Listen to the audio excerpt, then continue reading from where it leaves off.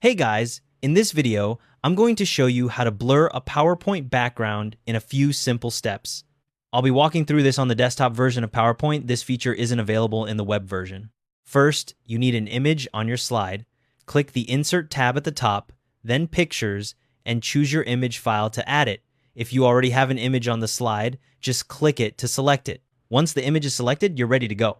With your image selected, look at the toolbar at the top. You'll see a new tab has appeared called Picture Format. In some versions of PowerPoint, this might say Format or Picture Tools Format. Click on that tab. Now you're in the Picture Format ribbon. Look for a section called Adjust. You'll find a button labeled Artistic Effects. Click on it, and a gallery of different picture effects will open up. In that gallery, you'll see thumbnail previews showing different artistic styles. Look for the blur option and click on it. Your image will immediately blur. The effect applies with a default blur radius of 10, which works well for most backgrounds. If you want to adjust how strong the blur is, you can fine-tune it. With the picture still selected, go back to Artistic Effects and this time click on Artistic Effects options at the bottom of the gallery.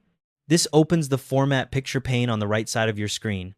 In that pane, you'll see a section labeled Artistic Effects. Click the arrow next to it to expand the options, and you'll see a slider called Radius.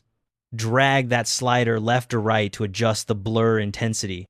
The range goes from 0 to 100, and the blur updates in real time as you move it, so you can see exactly what you're getting. Once you're happy with the blur, you're done. The effect is now permanently applied to that image in your presentation. If you want to use this blurred image as an actual slide background rather than just a picture on the slide, right-click the blurred image, choose Save as Picture, give it a file name, save it, then insert it as a background through the slide design options. And that's how to blur a PowerPoint background. Thanks for watching. Hope this helped.